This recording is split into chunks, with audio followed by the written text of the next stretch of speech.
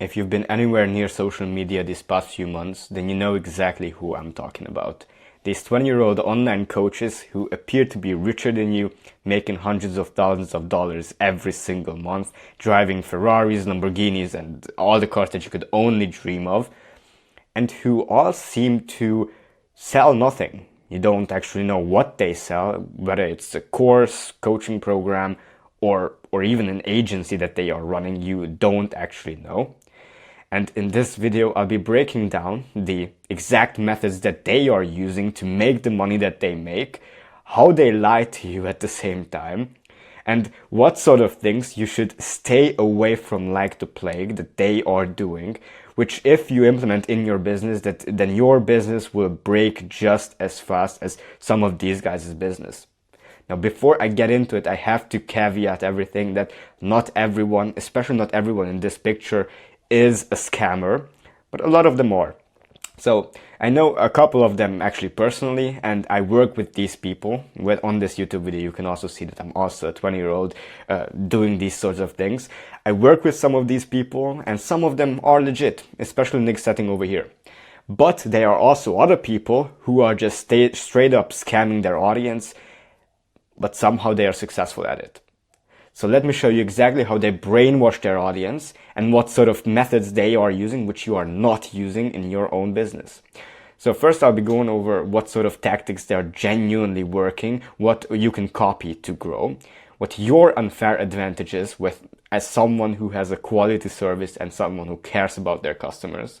Sorry for interrupting. Quick message for online coaches. If you're an online coach and you're tired of these 20-year-olds being richer than you, making more money, having better marketing systems, then go to the first link in the description. There you can schedule a free funnel analysis where you and me on a call will be going over your client acquisition system and seeing what sort of methods you can implement, not only from these types of people, but also from industry leaders, so that you can finally scale your coaching business to where you want to be instead of being struggling where you are right now. Back to the video. What sort of exaggerated outcomes they promise their audience. By the way, you know nothing. And lastly, I'll be going over the apocalyptic worldview, how they call out the top of mind pain of their audience and therefore decept everyone watching their content. At least not everyone, because some educated, less naive people would grab on, but their audience filled with naive young people, teenagers, just never get it. So first, genuinely, what can you copy to grow? These people essentially manage to deceive their audience by not selling what they do, but selling their lifestyle. Because at the end of the day, as weird as it sounds on social media, when you are doing marketing and want to do it profitably, then quality is not necessarily what will sell the work. Actually, it's perceived benefit that will sell the work.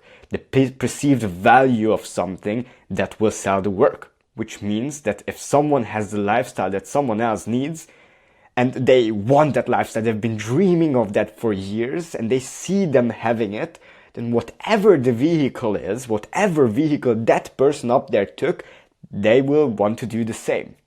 So this is exactly why these sorts of people making these sorts of pictures with these sorts of cars is so extremely appealing for young people who would actually rather follow these gurus than go to university. And by the way, this is the reason why they do it. It's because these gurus' livelihood depends on them presenting a front that is desirable, a cool lifestyle. While universities and colleges have been around for hundreds of years and maybe don't really feel the need to present themselves as desirably as these gurus need to. So, for example, with the university, many people know that it comes with benefits, but the benefits are not really clearly outlined. They are rather vague. Some universities give better benefits than the others, but all of them sort of fall into one category. While these gurus promise you the Lamborghini, they promise you the Ferrari, they promise you very concrete, desirable things that people know that they want, so then they actually feel like it's a better decision and they get more value out of following these people than going to university. And to be honest, they are not 100% wrong, because at the end of the day, universities could also invest more into presenting their education in a more concrete and more cohesive ways and more value-driven way. If they would become a transformation and goal-oriented marketer, so universities, then they would, for example, focus on the outcome that they give the students rather than the fancy knowledge that they convey. Which essentially means that if you focus on what people want and give them what they want, then you will not only market your services in that regard, in that sense, but you will also develop your product to fit that purpose better. Therefore, it could be a good improvement for universities to make, but that's not my decision, of course, this is just a YouTube video. But if you want to implement this in your business, then you have to become a transformation and goal-oriented marketer instead of someone getting lost in the mechanisms. Second, you have to sell what matters to your customers, which is the outcome, because no one needs more or better information. We already have Google and ChatGPT, but they need relevant information. They need the relevant information that will get them to the exact place they want to go. So instead of focusing on mechanisms and for example, if you're selling weight loss, instead of focusing on the vegan diet, instead of selling the keto diet, focus on what those things allow you to do. So let's say that you use keto for weight loss. Then you will be focusing on the transformation of weight loss and then presenting the keto diet as the solution, as the vehicle to get there. It's just a vehicle, it's just a process. No one actually cares about the keto diet as much as you do. And although there might be some people, trust me, if you present what they get from their relationship perspective, wealth perspective, and health perspective, all of which, by the way, are interlinked, then you will have much more success selling your stuff.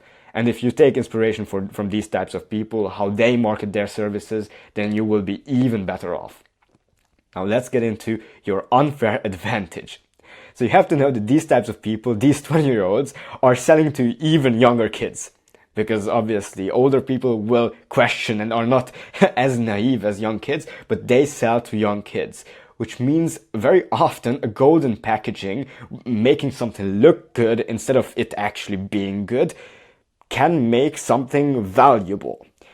Although the service and the products is actually dog shit and no one will actually make good use of it. So how actually can you use this principle to your advantage? Seems pretty weird, doesn't it? So you can use it like this.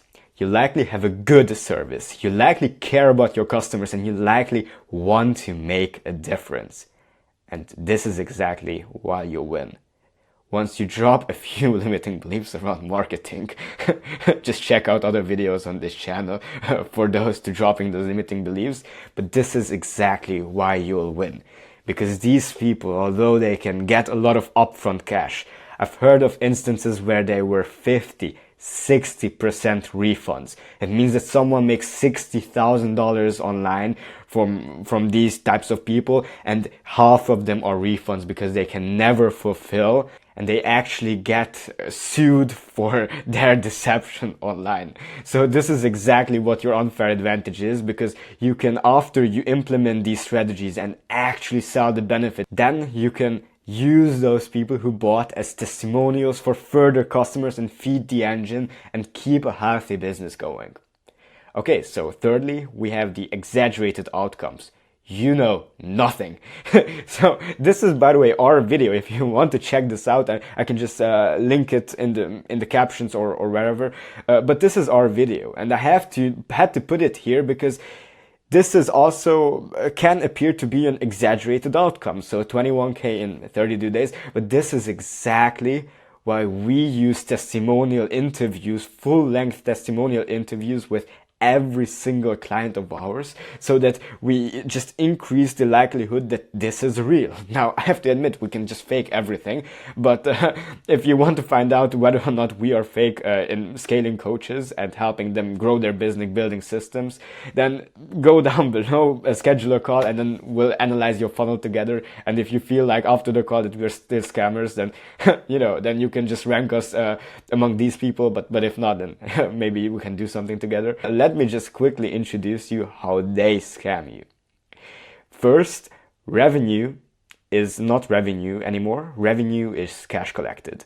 700,000 is not 700,000 anymore. It's 1 million. Someone I know made 60K is not someone I know made 60K anymore. It's I made 60K.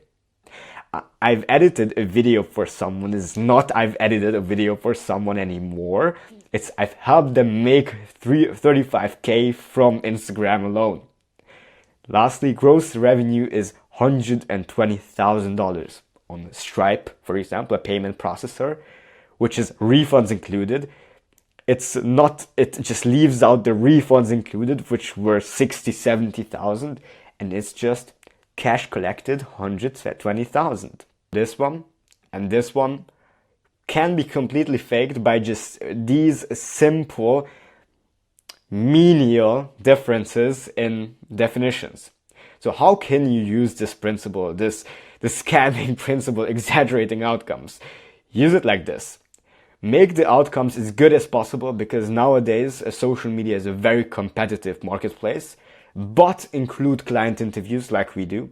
Use videos how we've achieved success, so actual case studies like our other videos, like for example this one. I break down the step-by-step approach that we took to scale Brian to over $21,200 in 32 days. Thirdly, present what challenges you faced. So be realistic. Don't try to make everything seem perfect. Be realistic. Face the challenge, share the challenges that you have faced, like we do actually on this channel. And fourthly, no unrealistic promises to people. If we can't help you, then we will tell you. We will never want to work with someone who thinks that they will achieve X while in reality achieving only Y, because that's very unhealthy on the long term, and we're in this for the long run. And lastly, create videos pushing back against the scam. Create videos that are realistic, create videos that are relatable, personal, something like this one. This video is an exact attempt to do that. So lastly, let's talk about the apocalyptic worldview and how these 20-year-olds making hundreds of thousands of dollars online call out the top of mind pain of their audience and therefore decept them. I mean, it's very logical. If you believe the world will go down, then a 12K survival package is cheap.